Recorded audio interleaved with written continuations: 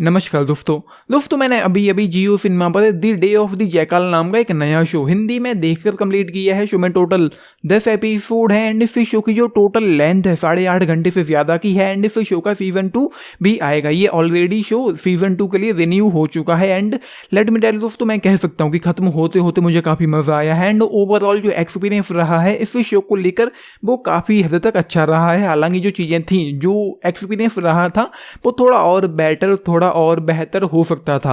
And plot पर मैं अगर आऊँ तो यूँ कहूँगा जो लिखा हुआ है यहाँ पर, जैकाल एक एल्यूसिव असैसिन है जो अपनी जीवन यापन करने के लिए लोगों को मारता है। उसके लिए एक फीस लेता है, अच्छी खासी हाईएस्ट फीस वो लेता है एंड जल्दी एक हत्या के बाद एक MI6 की एजेंट है बियांका, वो उसके पीछे लग जाती है एंड देन इन्वेस्टिगेशन एंड जो दूसरी चीज़ें हैं वो होती रहती हैं। फिर शो में वो पूरे शो में उसके पीछे लगी रहती है एंड देन यहाँ पर एक चूहे बिल्ली का खेल चलता रहता है। एंड जो सबसे ऑसम चीज़ थी इस शो में जो मुझे लगी थी वो इस शो का स्टार्ट था, जहाँ पर वो जर्मन चांसलर का जो फ्रंट रनर था मैनफ्रेड फेस्ट उसको मारता है। उसका जो असैसिनेशन था वो कमाल का था, मतलब वो जो शॉट था वो ऑसम था। एंड इस शो का जो फर्स्ट एपिसोड था जिस तरीके से वो उस हत्या को वो पुल आउट करता है एंड उसके बाद जो चीज़ें होती हैं वो पुलिस MI6 उसके पीछे लग जाती है एंड देन जो और चीज़ें होती रहती हैं वो कहीं ना कहीं इंटरेस्टिंग थी। लेकिन जो सबसे ज़्यादा मज़ा मुझे आया था वो था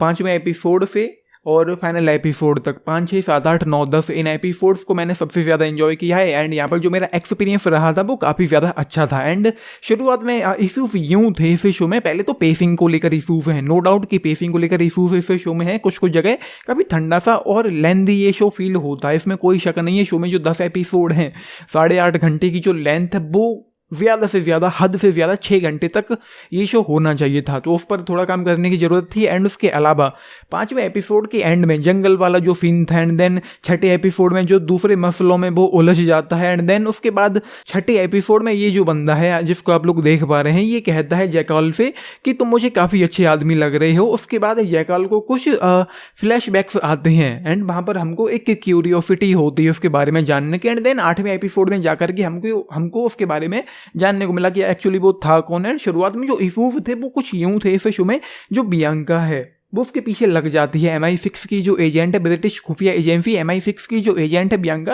वो उसके पीछे लग जाती है। शुरुआत में चीज़ें यूँ होती हैं कुछ, जब वो उसकी एंट्री हो जाती है वो एक एक कड़ियाँ जोड़ती है, अपनी एसिड स्पैरो से जाकर के मिलती है, फिर उसकी बेटी का जो भी लफड़ा हुआ था वो था एंड देन एक गन मेकर का नाम सामने आता है जिसका नाम नॉर्मन स्ट्रोक था। एंड देन उसके बाद अलेक्जेंडर डगन नाम का जो वो बंदा था, जो भी था, उनको पता चलता है कि 2013 में एक बंदा था जो बेस्ट स्नाइपर था जिसकी मौत 2013 में हो चुकी थी। तो वो जो चीज़ें थी उनमें थोड़ा वक्त लगता है शुरुआत में एंड 5वें एपिसोड से जाकर जो चीज़ें थी वो थोड़ी और ज़्यादा बेटर हो गई थी। तो 5वें एपिसोड के ख़त्म होने से लेकर के 10वां एपिसोड खत्म होते होते तक जो चीज़ें हो रही थी उसने मुझे लगभग अपने साथ पूरी तरीके से इंगेज करके और कहीं ना कहीं बांध करके रखा है। इस शो में एक इंटेंसिटी है, एक्साइटमेंट भी है, थ्रिल भी है, कुछ हल्की फुल्की टेंशन भरे मोमेंट्स भी हैं, लेकिन जो चीज़ें थी वो थोड़ी और बेटर हो सकती थी।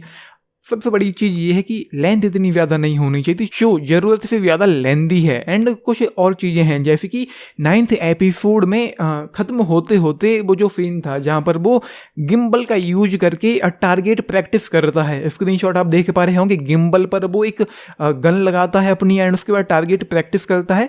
बेसिकली जो गिम्बल होता है, जिन लोगों को ना पता हो, गिम्बल का प्रयोग सिनेमेटोग्राफी के लिए किया जाता है। स्क्रीनशॉट आप एक देख पा रहे होंगे, तो वो चीज़ें थी। तो जो 9th एपिसोड का एंड था वो ऑसम था एंड इस शो का जो एंड हुआ है वो काफ़ी हद तक अच्छा रहा है, कहीं ना कहीं सेटिस्फाइंग रहा है। एंड मुझे लग रहा है कि जो मैंने देखा है वो कहीं ना कहीं, मुझे फील आ रहा है कि जो मैंने देखा है वो कहीं ना कहीं अच्छा सा था। एंड इस शो का सीजन 2 भी आएगा एंड यहाँ पर सीजन 1 जो है वो एक कंक्लूजन पर जाकर के ख़त्म हुआ है। तो ये चीज़ें इस शो में हैं, जो हिंदी डबिंग है वो काफ़ी अच्छी है।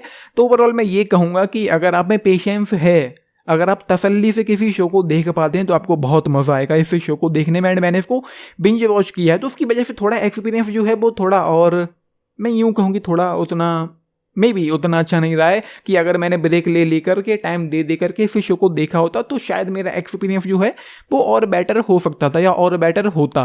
तो वो आप लोगों के ऊपर है, आप लोग इसको बिंज वॉच करते हैं या ब्रेक ले करके देखते हैं, तो उसके हिसाब से आपका जो एक्सपीरियंस होगा वो मुझे लिख के बताना आप लोग।